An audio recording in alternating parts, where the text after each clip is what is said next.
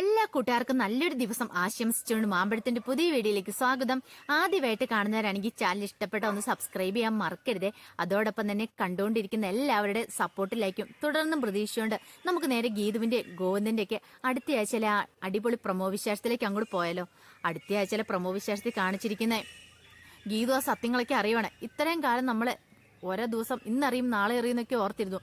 ഗോവിന്ദും രഞ്ജു തമ്മിലുള്ള ബന്ധം എന്താണ്, അല്ലെങ്കിൽ വിജയലക്ഷ്മി ഗോവിന്ദനെ ആരാന്നൊക്കെ ഗീതു അറിയണം എന്നൊക്കെ. അങ്ങനെ പുലി വരുന്നേന്ന് പറഞ്ഞ് അവസാനം അങ്ങനെ ആ സത്യങ്ങളൊക്കെ ഗീതു അറിയുവാണ്. അതിന്റെ വിശേഷങ്ങളും അതോടൊപ്പം തന്നെ ഗീതുവിനെ സ്വന്തമാക്കാനായിട്ട് കിഷോർ പുതിയ തന്ത്രങ്ങളൊക്കെ മെനയുന്നുണ്ട്. ആ വിശേഷങ്ങളൊക്കെയാണ് നമ്മൾ കാണാൻ പോകുന്നത്.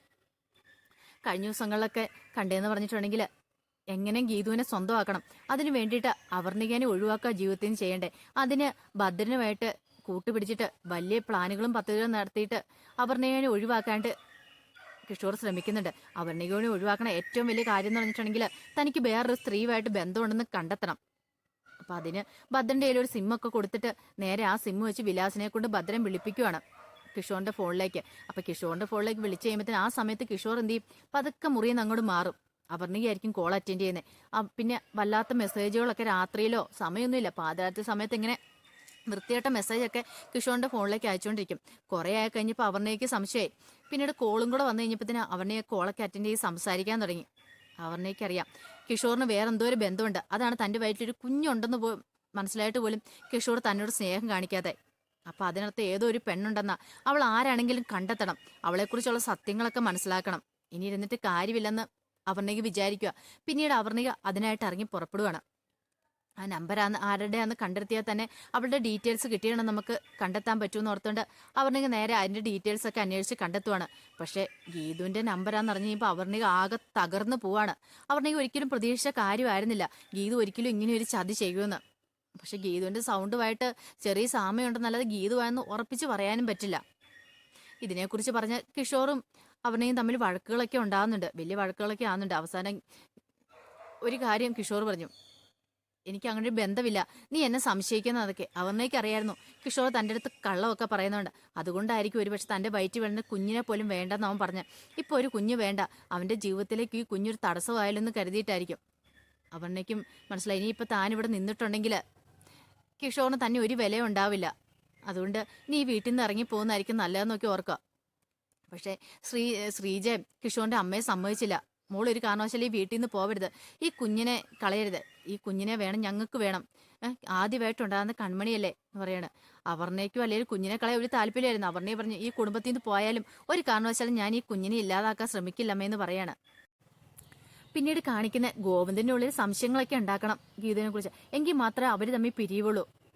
ഗോവിന്ദ് സാർ ഗീതുവിനെ വേണ്ടെന്ന് പറയണം, അവളെ ഉപേക്ഷിക്കണം, അവർ തമ്മിലൊരു കോൺട്രാക്ട് മാരേജാ, അല്ലാതെ വേറൊരു ബന്ധമില്ലെന്ന് കിഷോറിന് നന്നായിട്ട് അറിയാവുന്ന കാര്യം കൂടെ. അതിനുവേണ്ടി രാധികാമ്മനെ സമീപിക്കുന്നുണ്ട്. രാധികാമ്മനെ സമീപിച്ച് തന്റെ മനസ്സിലുള്ള കാര്യങ്ങളൊക്കെ പറയാണ്. രാധികാമ്മ ഗീതുവിനെ വീട്ടിൽ നിന്ന് ആട്ടി പുറത്താക്കാനല്ലേ, ഒരു കാരണവശാലും ഗീതു തനിക്കൊരു തടസ്സമായിട്ട് ഇനി വരില്ല തന്റെ മകന്റെയും ജീവിതത്തിലേക്ക്. അപ്പൊ അതിനോട്ട് എന്ത് സഹായം ചെയ്യാൻ രാധികാമ്മ തയ്യാറായിരുന്നു. പിന്നീട് രാധികാമ്മ കിഷോറിനെയും ഗീതുവിനെയും വെച്ചിട്ട് അപവാദങ്ങളൊക്കെ ഗോവിന്ദനോട് പറഞ്ഞ് പ്രചരിപ്പിക്കുകയാണ്. ഗോവിന്ദന്റെ മനസ്സിൽ അങ്ങനെ വിഷവത്ത് വീണ്ടും നിറയ്ക്കുക. ഗോവിന്ദന് ആദ്യവും സംശയങ്ങളൊന്നും തോന്നിയിരുന്നില്ല. പക്ഷേങ്കിൽ രാധികാമ്മ ഇങ്ങനെ പറഞ്ഞു കഴിഞ്ഞപ്പോഴത്തേനും കിഷോറിനെയും അപർണികേനെയും കൂടെ ശ്രദ്ധിക്കാൻ തുടങ്ങി, ഓഫീസിലൊക്കെ വെച്ചിട്ടാണെങ്കിലും. പക്ഷെ ഗോവിന്ദന് അസ്വാഭാവികമായിട്ട് അങ്ങനെയൊന്നും പെട്ടെന്ന് ഫീൽ ചെയ്തൊന്നുമില്ല. ഗോവിന്ദൻ അറിയാം ഇനി ഒരു കാരണവശാലും ഗീതു കിഷോറിന്റെ പുറകെ പോവില്ല എന്നുള്ളത്. രാധികാമ്മ എന്നല്ല ആര് പറഞ്ഞാലും ഗീതു അങ്ങനെ ചെയ്യാൻ പോകുന്നില്ലെന്നുള്ളത്.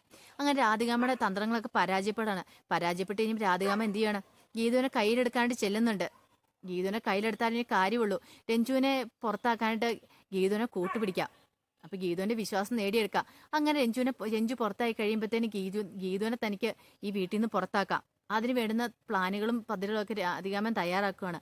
പക്ഷെ ഗീതു ആരാ മോള്, ഗീതു എന്ത് ചെയ്യാണ്, ഈ രാധികാമ്മയുടെ ഈ കുതന്ത്രത്തിലൊന്നും ഗീതു വീഴുന്നില്ല. ഗീതു അതിൽ നിന്നെല്ലാം തന്ത്രപരമായിട്ട് രക്ഷപ്പെടുകയാണ്. പിന്നീട് ഗീതുവിന്റെ ഉള്ളിലെ ഏക വിഷമല്ല, ഗീതുവിന്റെ ഉള്ളിലെ ഏക ടെൻഷൻ എന്ന് പറഞ്ഞിട്ടുണ്ടെങ്കിൽ രഞ്ജുവിനെ കുറിച്ചുള്ള സത്യങ്ങൾ കണ്ടെത്തണം. തന്നെ വിജയലക്ഷ്മി മാഡം ചതിക്കുവാണോ, അതോ ഇനിയിപ്പോൾ അവർ തമ്മിൽ എന്തെങ്കിലും ബന്ധമുണ്ടോ എന്ന് അറിയണം.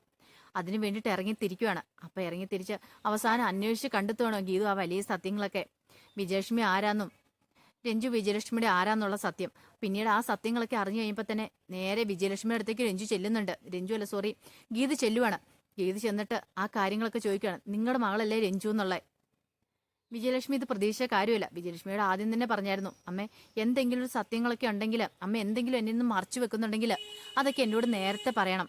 അല്ലെങ്കിൽ ഒരു പക്ഷേ ഞാൻ അവസാനം കണ്ടെത്തി കഴിയുമ്പോൾ നമ്മൾ തമ്മിലൊരു ബന്ധം വഷളായിപ്പോവും. ഒരിക്കലും പിന്നെ എനിക്ക് ഈ അമ്മയെന്ന് വിളിച്ച നാവും കൊണ്ട് എനിക്ക് പിന്നെ അങ്ങനെ വിളിക്കാൻ സാധിക്കില്ല എന്നൊക്കെ. ഈ സത്യങ്ങളൊക്കെ അറിഞ്ഞതിന് ശേഷം വിജയലക്ഷ്മിയുടെ മുന്നിൽ പോയി അത് വിളിച്ചു ചോദിക്കുമ്പോൾ വിജയലക്ഷ്മി തകർന്നു പോവാണ്. പിന്നീട് ഗീതു അവിടുന്ന് പൊട്ടിക്കരഞ്ഞോണ്ട് ഇറങ്ങി പോരുന്നേ. അവസാനം ആ സത്യങ്ങളും കൂടെ അറിയുവാണ് വിജയലക്ഷ്മി ഗോവിന്ദൻ തമ്മിലുള്ള ബന്ധങ്ങൾ എന്താന്ന്. ഇതെല്ലാം അറിഞ്ഞുമ്പോൾ ഗീതു ശരിക്കും തകർന്നു പോകുന്നത്. ഗോവിന്ദനോട് ഇതിനെക്കുറിച്ച് പറയുന്നുണ്ട്.